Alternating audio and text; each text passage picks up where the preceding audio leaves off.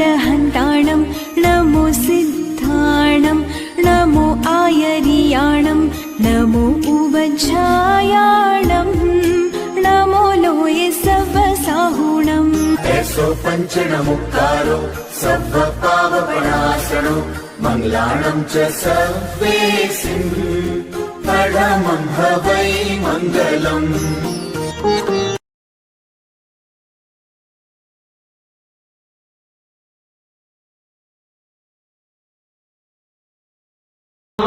शक्तिशाली जो लोग हुए हैं उनके जीवन में भी समय के प्रभाव को आंका गया है, समय के प्रभाव को देखा गया है।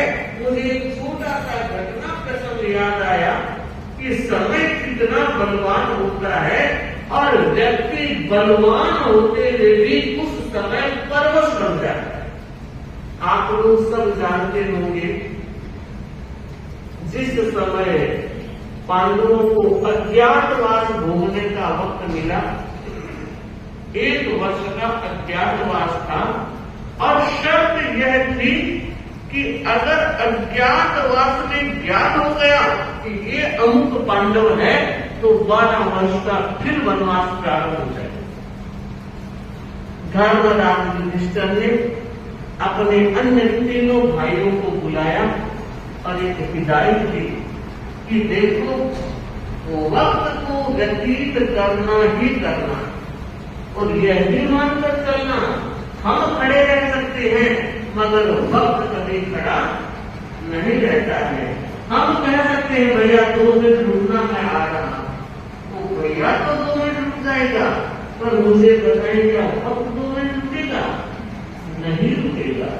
युधिष्ठिर कह रहे हैं कि भाइयों वक्त रुकेगा नहीं, 12 महीने यूं बाद में पूरे हो जाएंगे, पर ध्यान रखना सुख का समय, सबके साथ जीने वाला समय बहुत जल्दी पूरा हो जाता है और अकेले में समय को काटना बहुत कठिन होता है।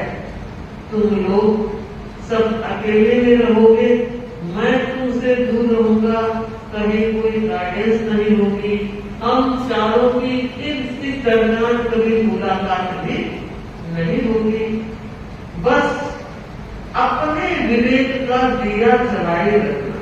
बड़ी बात कह दी, अपर दीवो भव, तू अपना दीपक खुद बनना, खुद से रास्ता ढूंढना और आगे बढ़ना। ऐसी कोई गलती मत कर देना जिससे वापस 12 वर्ष लग जाए। एक व्यक्ति की गलती सबको भोगनी पड़ेगी।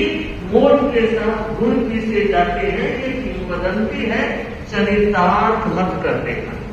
और विशेषकर अर्जुन की पीठ थपथपाते हुए कहा, अर्जुन तू ज्यादा ध्यान रख। कुछ व्यक्ति अग्रेसिव ज्यादा होते हैं, स्ट्रॉन्ग भी होते हैं और अपनी एबिलिटी पर उन्हें भरोसा भी होता है।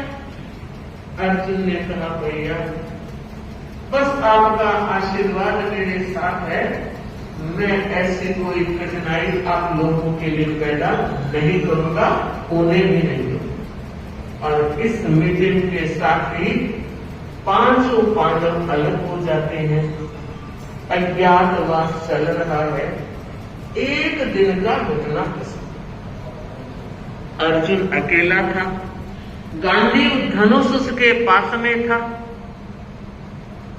एक बहुत बड़े से वृक्ष पर, बहुत सघन वृक्ष था, ऊपर बैठा हुआ आराम कर रहा था।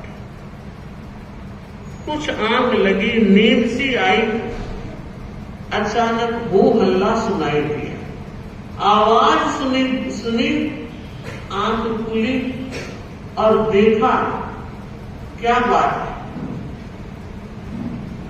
और उस समय देखा कुछ भीलों की बस्ती थी, भील लोग गोपियों के साथ छेड़छाड़ कर रहे। जो गुस्सा आया, फट से हाथ गांडी धनुष पर चला, लेकिन 1 मिनट में समझ गया अगर मैंने कुछ कर दिया तो पकड़ा जाऊंगा और सारे भाइयों के लिए कठिनाई पैदा हो जाएगी, क्योंकि अर्जुन का बाण संचालन बहुत ही अद्भुत है। उस समय उस हो हल्ले को देखते हुए अर्जुन सोच रहे हैं, अर्जुन अर्जुन नर का क्या बड़ा समय बड़ा बलवान, अर्जुन नर का क्या बड़ा समय बड़ा बलवान।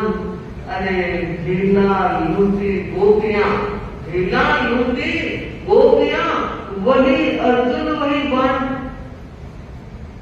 अर्जुन कह रहा है कि देखो समय कितना बलवान है, इस समय ने आज मेरे हाथों में हथकड़ी कर दी, वरना मेरे सामने किसी भीड़ की ताकत कि वो गोपियों की तरफ आंख उठाकर भी देख सके।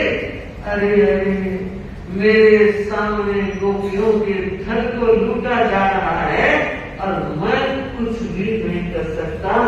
ये समय तुम बड़े बलवान हो, मैं तुम्हें प्रणाम करता। मुझे लगता है श्रावक और श्राविकाओं, सच में व्यक्ति महान और बलवान बनता है, उसका कारण भी समय ही होता है।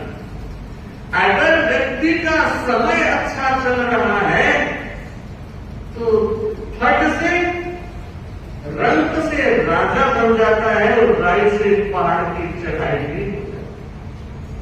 और तभी कहते हैं वाह रे वाह, राजयोग इसको कहते हैं। कभी सोचा नहीं, कभी समझा नहीं और वो राजा बन गया। तो ये राजयोग क्या चीज है? ये भी समय का शुभ उदय और हर व्यक्ति के जीवन में आता है, इसलिए ध्यान देना है। हमें पता लगे या न लगे, वक्त को पता जरूर लगता है कि अब इसका वक्त कैसा चल रहा है और उसके व्यवहार के धरातल पर अंकन होता है कि इस व्यक्ति का वक्त अभी बहुत अच्छा चल रहा है। मैं ये कहना चाहूंगी, वक्त अच्छा चल रहा हो, अच्छे वक्त को भी खराब बनाया जा सकता है और खराब वक्त को भी अच्छा बनाया जा सकता है। ध्यान देगी परिषद, अच्छे वक्त को खराब बनाया जा सकता है और खराब समय को अच्छा भी बनाया जा सकता है। कैसे?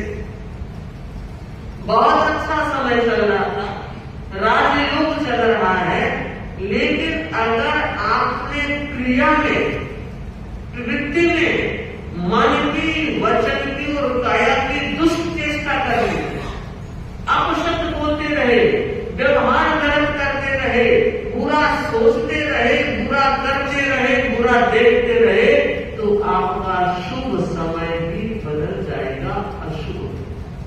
जैन दर्शन एक सिद्धांत को मानता है, कर्म की 10 अवस्थाओं में एक अवस्था का नाम है संक्रमण। अच्छे बुरे में बदल जाते हैं और बुरे अच्छे में भी बदले जा सकते हैं। और बदलने वाला कौन? खुद। खुद ही कर्म के करता है, खुद ही कर्म के भोगता है। तो ध्यान देना है, ध्यान इस संदर्भ में देना है कि हम दुनिया का ध्यान तो रखते हैं, उसकी बहू ने ऐसा कर दिया, उसकी बेटी ने ऐसा कर लिया, उसके बेटे ने यह कर लिया, कितना ध्यान रखते हैं। पर याद रखिए, कुछ ध्यान तो अपना भी रखे। मैं क्या कर रहा हूं? दुनिया कुछ भी कर रही है, मुझे क्या फर्क पड़ेगा? कोई फर्क नहीं पड़ेगा, मगर आप जो कुछ कर रहे हैं उसका फर्क पड़ेगा। इसलिए धार्मिक व्यक्ति को सावधान रहना चाहिए। क्यों? क्योंकि भगवान ने श्रावक और श्राविकाओं को भी तीर्थ कहा। साधु साधियों को तीर्थ कहे तो समझ में आता है, वो करते हैं और तारते हैं। भला श्रावक श्राविका तीर्थ कैसे? आप में से कोई बताएगा? आप लोग तीर्थ कैसे?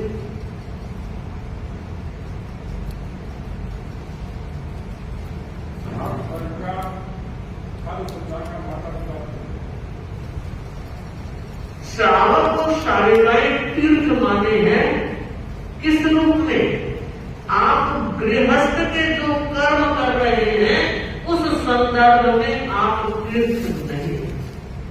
तीर्थ का मतलब यह होता है तीर्यते संसार समुद्रो येन तत् तीर्थम, जिससे संसार समुद्र तरा जाता है उसको तीर्थ कहते हैं।